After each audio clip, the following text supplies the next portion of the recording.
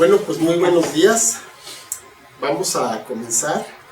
Vamos a ver lo que el Señor tiene para nosotros en esta mañana. Voy a dar lectura a lo que está en la palabra de Dios, en el libro de los Proverbios, capítulo 1 y verso 7, un versículo que todos conocemos. Dice: el principio de la sabiduría es el temor de Jehová. Los insensatos desprecian la sabiduría y la enseñanza. Entonces todos sabemos que el principio de la sabiduría es el temor de Jehová, el temor de Dios. Y aquí la pregunta sería, ¿qué es el temor de Dios? Yo creo que hemos escuchado muchas veces, hemos hablado acerca de esto, pero quizá todavía no haya llegado al fondo de nuestro corazón el sentido que Dios le da a esta frase, el temor de Dios. ¿A qué se refiere? ¿A qué se refiere este temor? ¿Se refiere realmente a un temor, a un miedo? ¿Se refiere a una reverencia? ¿Se refiere a un respeto? ¿A qué es lo que se está refiriendo? Tenemos varios ejemplos, sobre todo en el Antiguo Testamento, acerca de esto.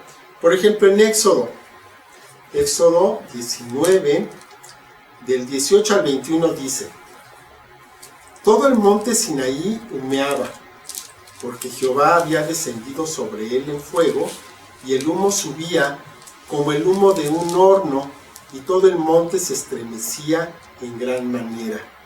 Nos podemos ir imaginando. El sonido de la bocina iba aumentando en extremo. Moisés hablaba y Dios le respondía con voz tronante. Y descendió Jehová sobre el monte Sinaí, sobre la cumbre del monte, y llamó Jehová a Moisés a la cumbre del monte, y Moisés subió.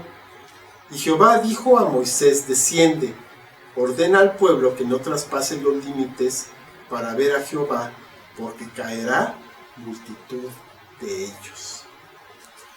Nos podemos imaginar un monte encendido, con el sonido de bocina, con la voz de Dios que sonaba como truenos. Y la gente, ¿cómo estaba alrededor de ese monte? Pues aterrorizada. Entonces les dice Moisés: no vayan a subir. No, pues ni querían. ¿Qué van a querer subir si estaban muertos de miedo ante aquel espectáculo? ¿A esto se refiere el temor de Dios? O sea, tenemos que ver una montaña encendida, una voz de esa forma, para que podamos tener temor de Dios. Esta gente sí sabía lo que era el temor de Dios en ese sentido. La misma presencia, no había hecho nada malo, no los había amenazado, no había muerto nadie había salido lastimado, pero sin embargo la gente estaba aterrorizada por la misma presencia de Dios. Porque pues la presencia de Dios es algo tremendo, es algo que a veces tomamos a la ligera, y que sin embargo, si nos ponemos a pensarlo, si nos ponemos a verlo gráficamente, como en este caso, podemos llegar a la conclusión de que, bueno, ¿qué quiero? ¿Quiero estar en la presencia de Dios así? ¿O mejor no? Pues Moisés sí estuvo. Josué estuvo. Y dice que subieron 70 ancianos también, y vieron la gloria de Dios. En Éxodo 24:10 dice: y vieron al Dios de Israel, y había debajo de sus pies como un embaldosado de zafiro, semejante al cielo cuando está sereno. ¡Qué barbaridad! ¡Qué diferencia de aquel monte en llamas, aquella voz tronante, a esta imagen que ya no nos causa miedo, no nos causa temor! Al contrario, nos trae paz ver la gloria de Dios físicamente de esa manera. Dice que había un embaldosado de zafiro, semejante al cielo cuando está sereno.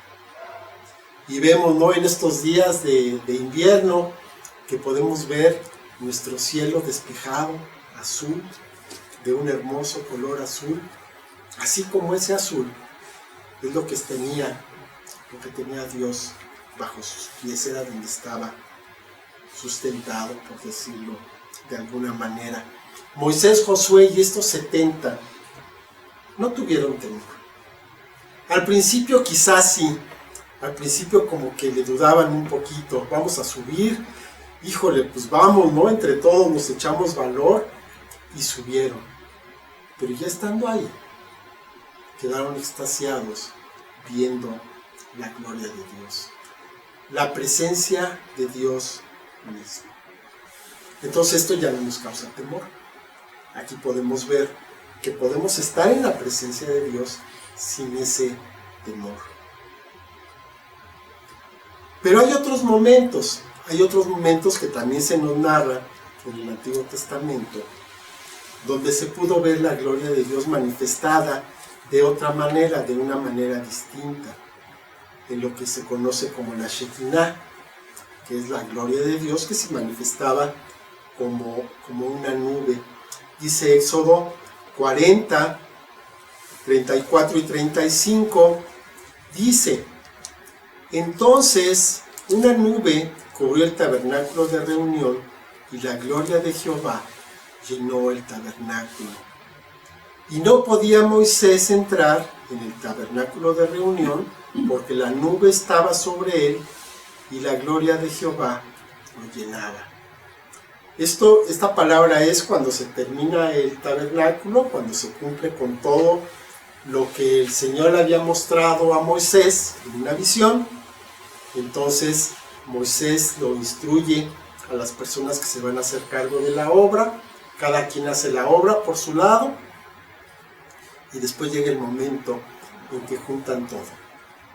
Se junta todo, y cuando se cumplen con todos los procedimientos, los sacrificios, todo lo que se tenía que hacer, en ese momento se manifiesta la gloria de Dios. Amén.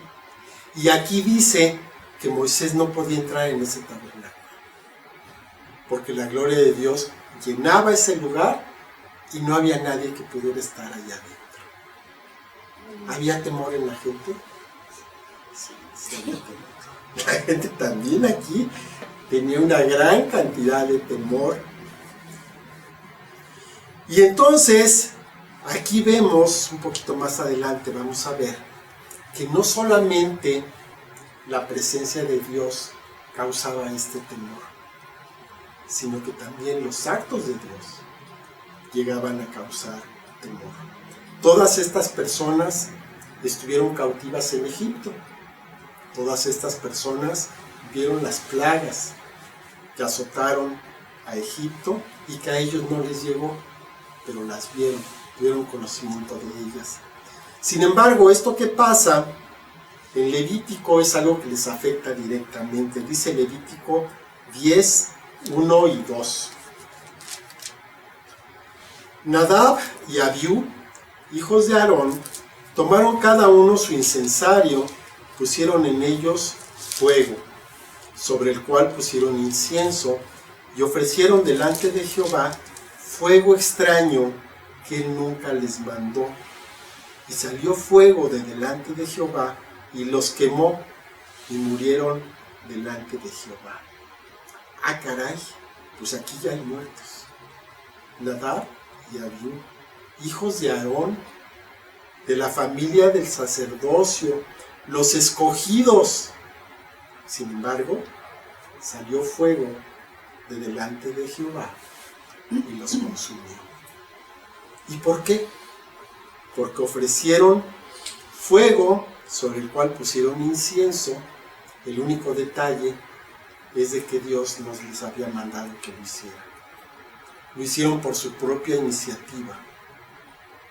Y entonces, pues Dios les da una lección.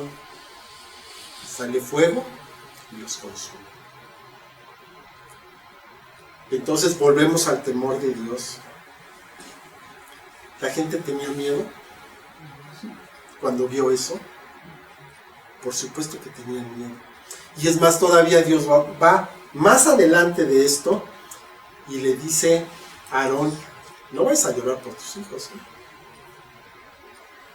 Vamos a seguir adelante con lo que estamos haciendo. Ni se te ocurra lamentarte por esto. Tremendo, tremendo, tremendo. Ante estos hechos, ante estas palabras que estamos leyendo, pues nosotros vemos que muchas personas leen esto o se enteran en una historia de estas cosas, y entonces cuando les habla del temor de Dios, pues ellos consideran que el temor de Dios es tener miedo por el juicio de Dios, por la presencia de Dios, por la separación de Dios. No tanto, pero sí pueden ver que hay un temor. Ven un Dios terrible, ven un Dios que juzga, ven un Dios que castiga. Para los que somos creyentes, el temor de Dios no es exactamente lo mismo. Nosotros lo vemos como la reverencia, como el respeto que tenemos de Dios.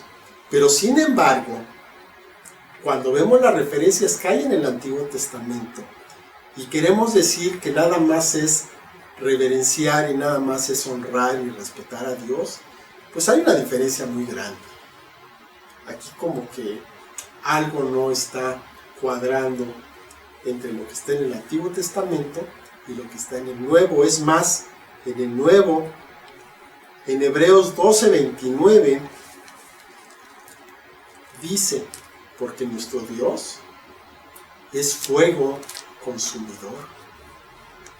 O sea, ese fuego que salió de la presencia de Dios para consumir a Nadab y a Abiú, pues es ese Dios que todavía es actual y todavía está presente en nuestro tiempo, en esta era de la gracia, donde pensamos que este Dios que actuaba de esta manera, pues ya se le quitó, ya se le pasó el mal humor y ahora está de buenas, todo el tiempo de buenas, sonriendo sobre una nube.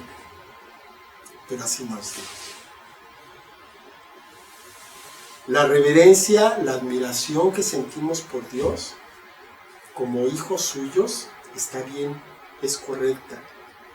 Y este amor, esta grandeza y esta misericordia tan grande que Dios muestra hacia nosotros es la que nos lleva a rendirnos delante de Él. Pero, sin embargo, el temor sigue siendo temor, aunque también tiene su componente de respeto, de admiración, de sorpresa, de reverencia.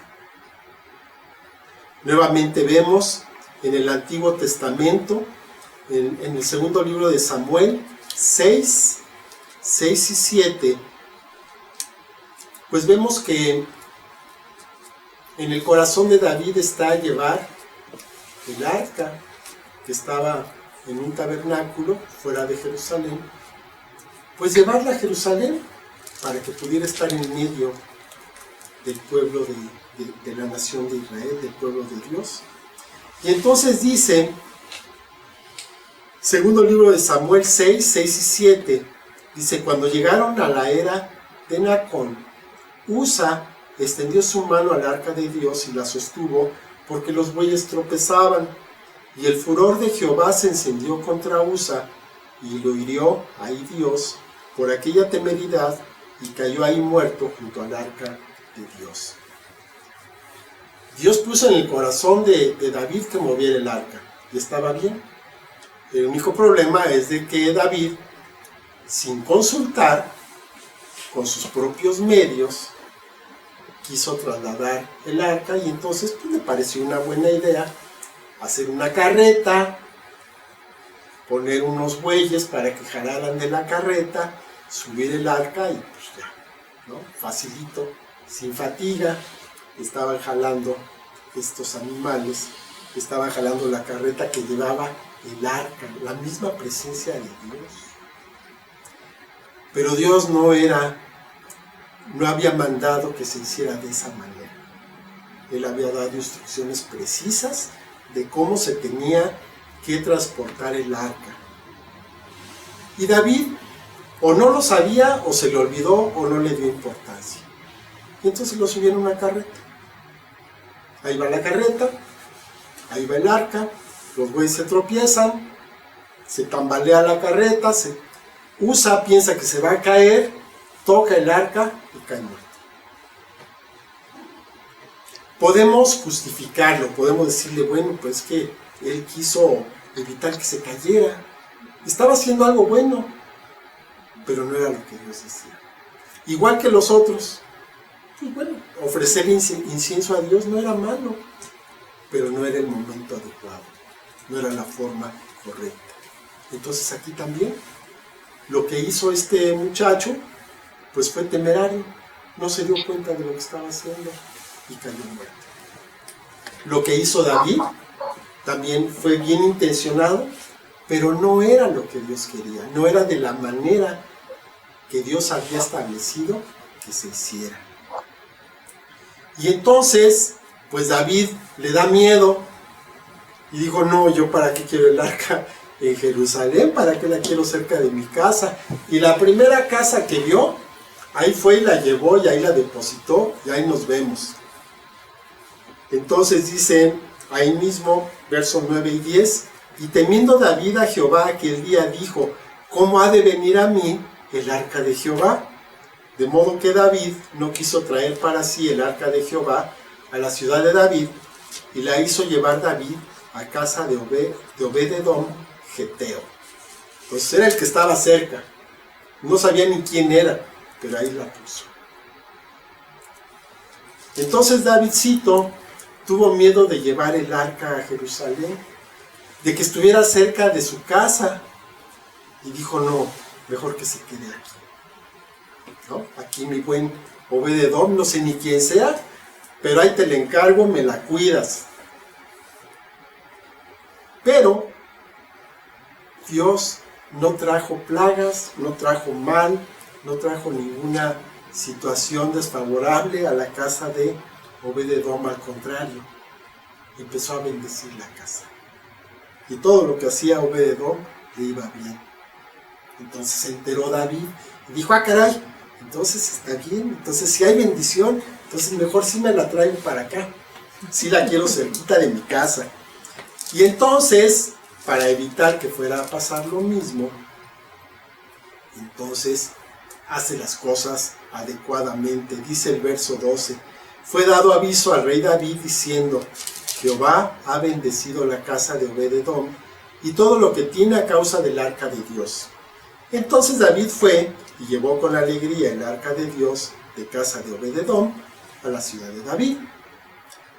Entonces, él averigua cómo tenía que ser, ya le dijeron que tenían que ser los sacerdotes, y entonces él va ofreciendo sacrificios en todo el camino, se pone muy contento, hay fiesta, porque está llevando David el arca a Jerusalén. Y digamos que tiene esto un final feliz. Muchas veces pensamos, entonces, o tenemos la idea de este Dios vengativo, de este Dios justiciero, y pensamos, es que no hay misericordia en Él. Al primer error, aunque lo quieras hacer bien las cosas, te va a castigar. Y te va a ir mal. Entonces, ¿qué caso tiene que yo quiera estar cerca de Él? Mejor hacemos un trato. Tú, Dios, te quedas allá en el cielo, y yo me quedo aquí en la tierra, en mi casa. Yo no me meto contigo, tú no te metes conmigo, y vivimos en santa paz. Y eso es lo que muchas veces hacemos. La misma nación de Israel lo hizo. Vivió ajena esta nación a Dios. Falló en su compromiso y tuvieron un final muy triste, muy terrible.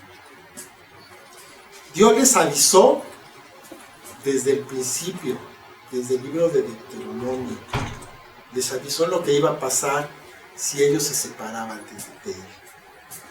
En Deuteronomio 28, 58 y 59 leemos: si no cuidares de poner por obra todas las palabras de esta ley que están escritas en este libro, temiendo este nombre glorioso y temible, Jehová tu Dios, entonces Jehová aumentará maravillosamente tus plagas y las plagas de tu descendencia, plagas grandes y permanentes, y enfermedades malignas y duraderas.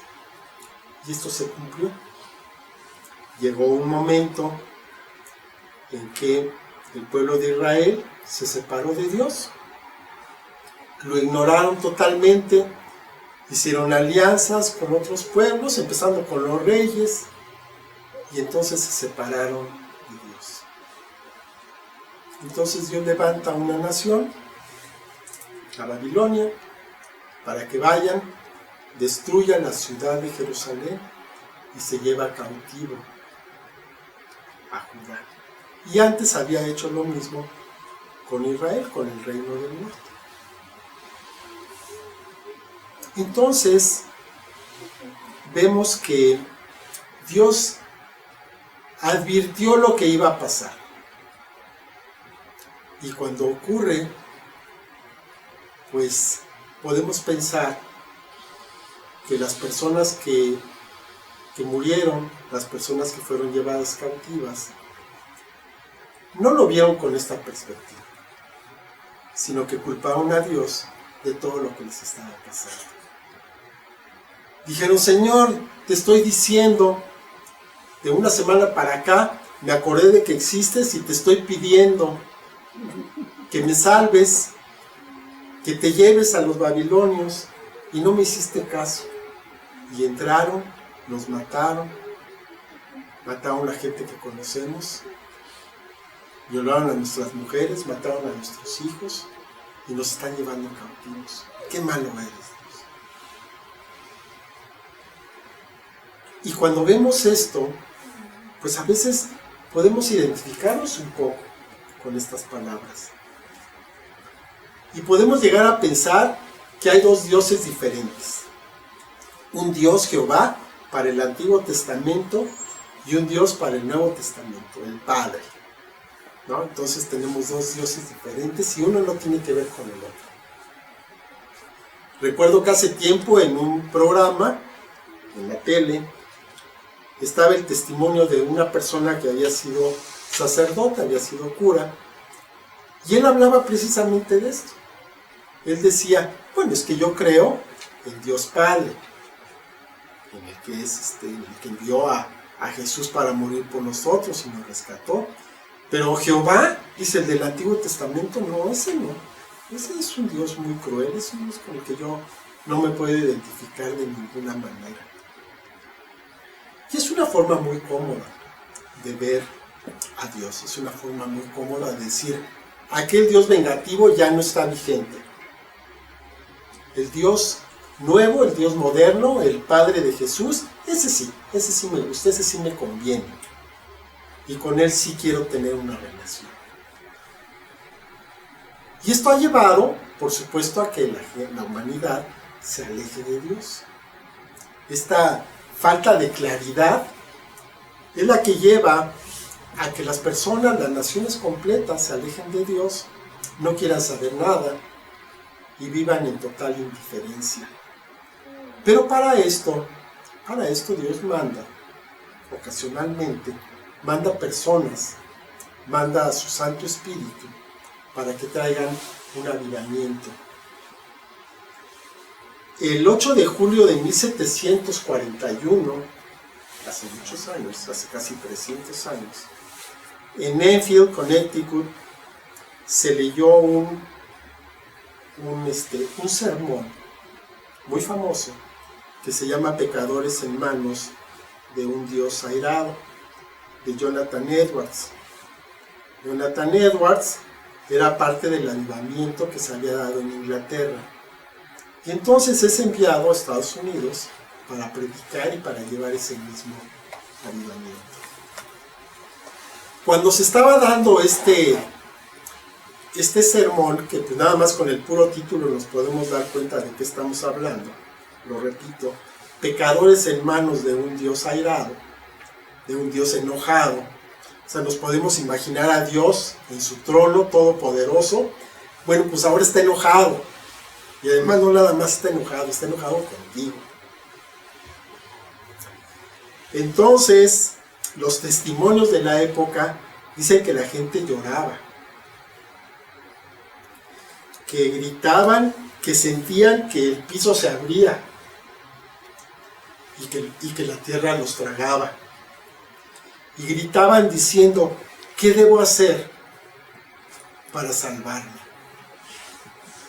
Aquellas personas que pecaban sin pensar en las consecuencias, al escuchar estas palabras, tuvieron temor de Dios. Literal, tuvieron temor de Dios.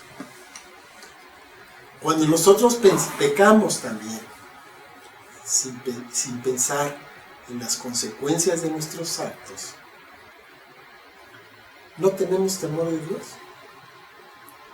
No hay reverencia, no hay respeto, no hay asombro ante Dios. Dice Hebreos 10:31, que es uno de los versículos más terribles del Nuevo Testamento. Dice, horrenda cosa es caer en manos del Dios vivo. Y vemos que en Apocalipsis 6, 16 y 17, en uno de los tantos desastres de los que se habla, dice que la gente, decían a los montes y a las peñas, caigan sobre nosotros y escóndanos del rostro de aquel que está sentado sobre el trono y de la ira del Cordero, porque el gran día de su ira ha llegado, ¿y quién podrá sostenerse en pie? ¿Aquí hay temor de Dios? Sí, pero dice la palabra que ni con esto se repitió. ¿Qué quiere decir? Que puede haber temor de Dios y no haber conversión. Puede haber temor de Dios y sin embargo no manifestarse la justicia de Dios. Dice Santiago, ¿crees en Dios? Pues bien, qué bueno. También los demonios creen y sin embargo siguen en lo mismo. ¿Cuándo nosotros podemos decir que tenemos una conversión en nuestro corazón? Algunos dicen que cuando hacemos nuestra oración, nuestra profesión de fe, es en nuestra conversión, pues es nuestro nuevo nacimiento, es cuando nuestro espíritu nace del Espíritu Santo, pero muchas veces nuestros corazones y nuestras mentes no están convertidos. Nuestra conversión va a iniciar en el momento en que enfrentamos la manifestación de la autoridad y del poder de Dios. Por lo menos ese ha sido mi caso. Yo hice mi oración, mi profesión de fe, y sin embargo seguía con exactamente la misma vida de antes. Y eso pasó durante años, hasta que llegó un momento en que me encontré realmente con la autoridad de Dios. Y en ese momento te despojas de todo, te humillas, reconoces tu condición, pides perdón, y entonces Dios empieza a trabajar contigo. Entonces empieza a haber cambios en tu vida. ¿Dios es entonces castigador? No lo es. Lo único que pasa es de que nosotros actuamos y de acuerdo a eso que hacemos van a venir consecuencias. Y muchas veces esas consecuencias son terribles. Pero no es castigo de Dios. Es simplemente la consecuencia de nuestras propias acciones, de lo que estamos haciendo. La pregunta es, en esta mañana, ¿Hay temor de Dios en ti? ¿Has tenido un encuentro realmente con Dios? Yo creo que todos hemos tenido una conversión. Todos hemos sido atraídos por Dios con lazos de amor, como bien dice la palabra. Pero hay ocasiones en que no es suficiente. Lo veíamos hace rato en la clase. Hay veces que el amor no alcanza a hacer la obra que Dios quiere hacer en nuestras vidas. Y entonces tiene que venir dolor. Tiene que venir un encuentro de frente con la autoridad de nuestro Dios. Tiene que venir este temor real y auténtico de Dios en nuestras vidas, para que entonces venga sabiduría a nuestra vida. No nada más es conocimiento, no nada más es saber las cosas, es vivirlas, porque esa es la sabiduría. Conocer las cosas y vivir de acuerdo a ellas. Conocer la verdad y vivir esa verdad. La misma presencia de Dios para nosotros ya nos causa de temor. Para nosotros la presencia de Dios es un estado glorioso. Pero sin embargo, no podemos hacer a un lado el término correcto, literal, del temor de Dios. El temor de Dios es algo que debe estar en nuestras vidas. Es ese temor a ofenderlo. Es ese temor reverente, pero temor de todos modos, de hacer algo que esté en contra de su voluntad. Es ese temor de que cuando enfrentemos a nuestro Dios, cuando ya no estemos aquí, no lo veamos como el Padre amoroso, sino que lo veamos como el juez, que no va a pasar por alto nuestras ofensas, no va a pasar por alto el que estemos tomando como cosa liviana nuestra redención, no va a pasar por alto que nosotros estemos despreciando el sacrificio de nuestro Señor Jesucristo. Es momento de pensar, es momento de reflexionar, es momento de pedir perdón, es momento de arrepentirnos, es momento de seguir con nuestras vidas, pero de acuerdo a la voluntad de Dios. Vamos a orar. Padre bendito, te doy muchas gracias, Señor, por esta palabra. Te doy gracias, Señor, porque siempre hay una oportunidad, Señor, siempre hay una posibilidad de volvernos a ti, de pedirte perdón y de no verte, Señor, como juez justo, sino verte como un Padre amoroso. Siempre, Señor, podemos arrepentirnos, siempre podemos, Padre, hacer valer la justicia del sacrificio de nuestro Señor Jesucristo sobre nuestra vida para el perdón de nuestros pecados. Yo te pido, Señor, que tengas misericordia de cada uno de los que estamos aquí, de los que estén viendo esta presentación, Señor, este video, y que muestres, Señor, tu gracia, que podamos, Señor, arrepentirnos y podamos, Señor, enfrentarte en amor, Señor, y no en temor. Que tengamos, Padre, la prudencia, la sabiduría para reconocerte, Señor, como nuestro Padre, sí, pero también como el Dios Todopoderoso que está sobre nuestras vidas. Te damos muchas gracias, Padre, en el nombre de Jesús. Amén. Bueno, pues muchas gracias por estar con nosotros, muchas gracias por escuchar hasta el final. Que Dios me los bendiga. Tomemos un tiempo para rectificar nuestro camino. Hasta luego, bendiciones.